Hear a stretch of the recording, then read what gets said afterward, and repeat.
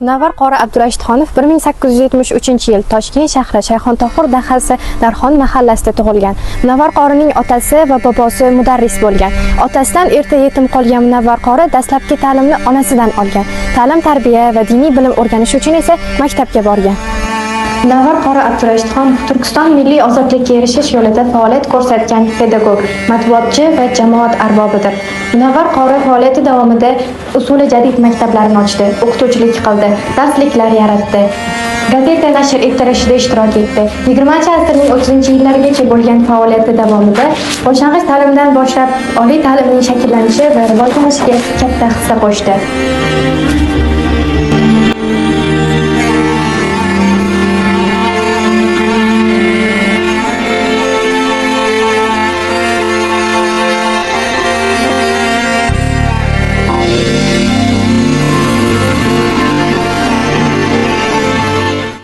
Qori Abdurashidxonov 1929-yil 6-noyabrda nohaq millatchilikda ayblanib qamoqqa olindi.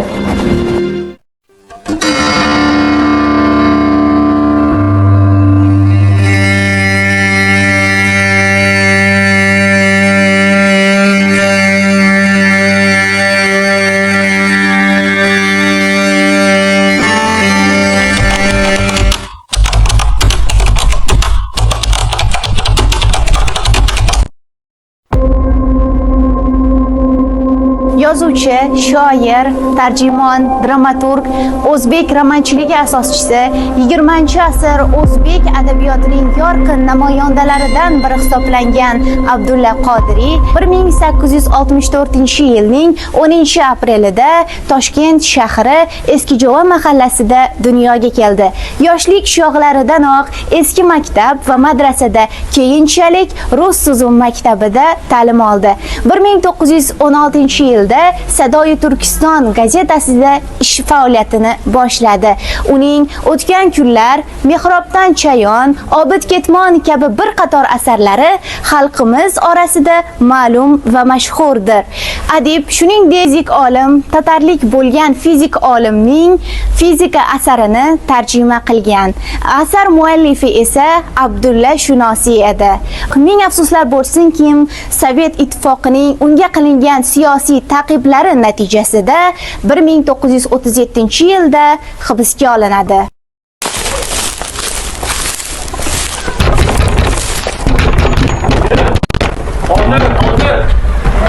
Это ты, Абдулла Кадри? Ha, men Qodiriy. Ты должен пойти с нами. Nimalar bo'lyapti?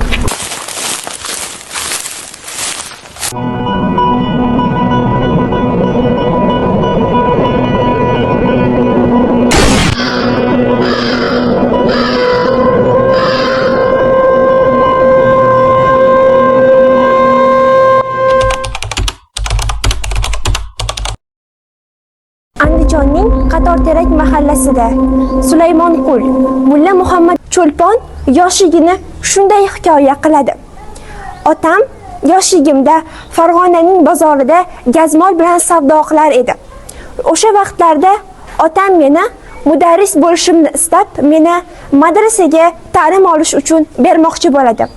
Ammo men mudarris bo'lishni emas, balki o'zbek milliy yozuvchisi bo'lishni ahd qilgan edim. She'rlar, hikoyalar yozib, ularni gazeta va jurnallarga taqdim etdim deya ta'kidlaydi Cho'lpon. 1912-1913-yillardan boshlab Cho'lponning maqolalari Turkiston viloyati gazeti, Sadoyi Turkiston, Sadoyi Farg'ona, Sho'ro kabi jurnallarda nashr etila boshlaydi. Ayni bularda esa ma'rifatparvarlik g'oyalari ildam surilib, har ikki tomonlama ezilayotgan xalqning aksi to'laqonli, haqdil hamda haqiqatli jihatdan ko'rsatib beriladi. 1931-yilga kelib, adib ijodiga nisbatan ta'qiblar yanada kuchayib boradi. 10 yillik tinimsiz tuhmat va malomatlardan so'ng 1938-yilning 5-oktyabriga adibga nisbatan o'lim jazosiga hukm o'qiladi. Ammo adib 1938-yilning 4-oktyabrida otib tashlanadi.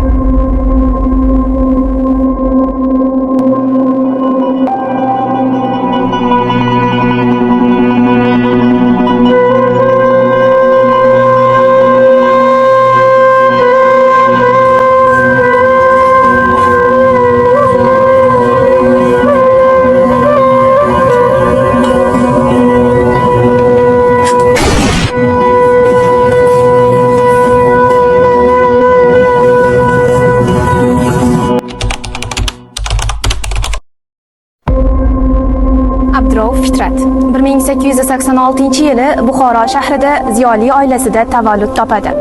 Uning otasi savdogar bo'lib shug'ullanganligi sababli yosh Abdurauf asosan onasi Mustafo bibijon qo'lida tarbiya topadi.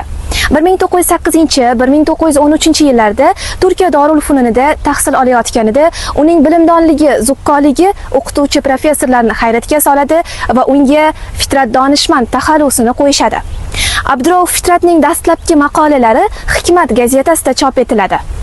1917-yili Hurriyat gazetasining 27-28 sonlarida muharrirlik qiladi va o'sha yili sodir bo'lgan oktyabr to'ntarilishi munosabati bilan yozilgan maqolasini shu Hurriyat gazetasida e'lon qiladi. 1920-yillarning ikkinchi yarmida siyosiy vaziyat tubdan o'zgaradi. Sho'ro hukumatining kelishi erkin fikrlashni toraytirib, zulmni oshiradi. Eski ziyolilar, ya'ni xususan jadidlarga qarshi harakat boshlanadi. Abdurauf Fitratga qarshi matbuotlarda turli xil maqolalar nashr etiladi. Uni millatchi, boshqa davlat ideologiyasini targ'ib qiladi degan ayblovlarni qo'yishadi. Shunday qilib, oxiri 1938-yili 4-oktyabrda boshqa jadidlarimiz qatori otib tashlanadi, ammo uning o'lim hukmi keyingi kuni 5-oktyabr kuni e'lon qilinadi.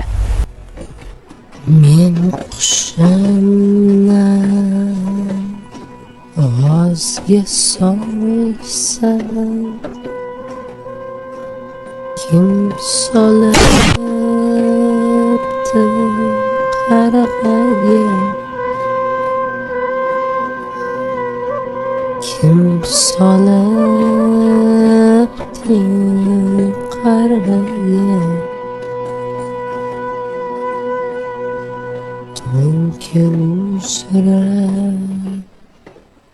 uyga tolsam, olti qarg'archaga, olti qarg'archaga qarg'alar uchsa qaraylik, Marg'ilonning yo'liga, Marg'ilonning yo'liga, hidi kelsa mast bo'laylik, hidi kelsa mast bo'laylik.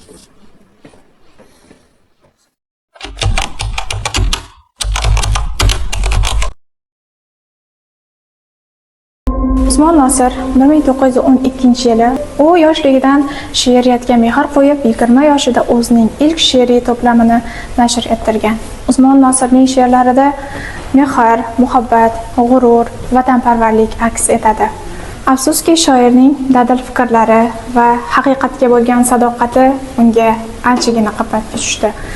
1937-yili qatag'on siyosati qurboniga aylanadi va xalq dushmani degan bo'xton bilan hibsga olinadi.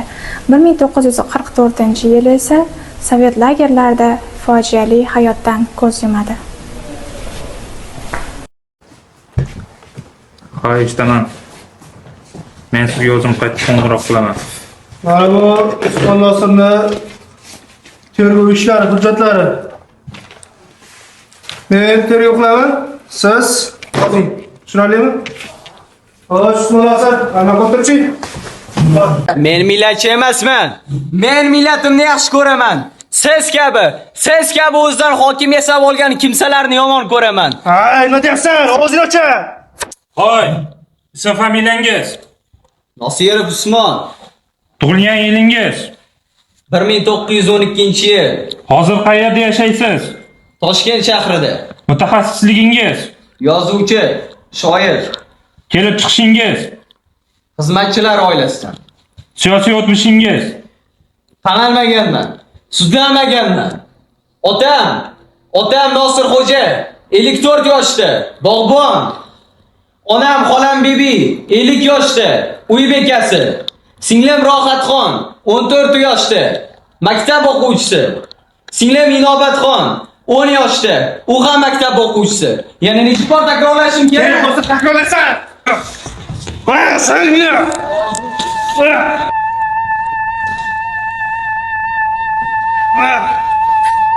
Objetlaring buni. Yo'qot ko'zimdan.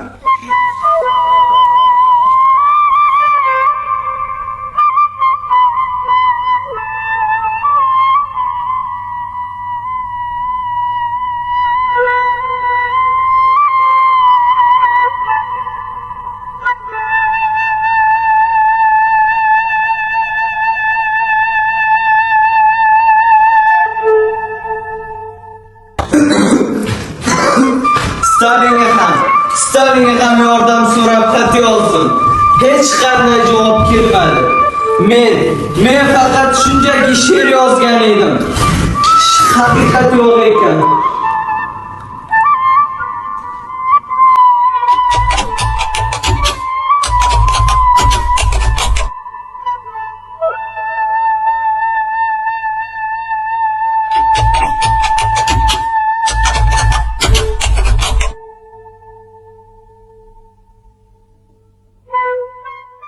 Biz bu chiqishimiz so'ngida nima demoqchimiz? Jadidlar bizga shunchaki tarix emas, ular millatning hayot, mamot kurashini qoldirib ketdilar. Bir millat zulmat ichida chirib, jaholatga botib qul bo'lib yashamasligi uchun o'z jonini tikdilar.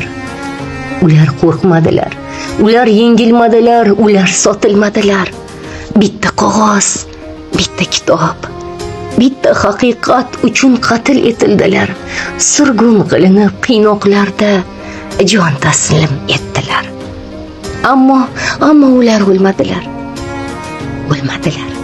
Biz bugun ularni o'rnida bo'lsak, millat uchun shu qadar fidoyi bo'la olarmidik degan savolni avvalo o'zimizga bermoqligimiz darkor. Mana bugun ular orzu qilgan mustaqillik qo'limizda. Ammo ularning istagi oddiy erkinlik emas, balki buyuk, qudratli, ilm va ma'rifati bilan jahonga tenglasha oladigan millat qurish edi. Ularning kurashini davom ettirish esa kimning burchi? Aynan biz yoshlar burchi.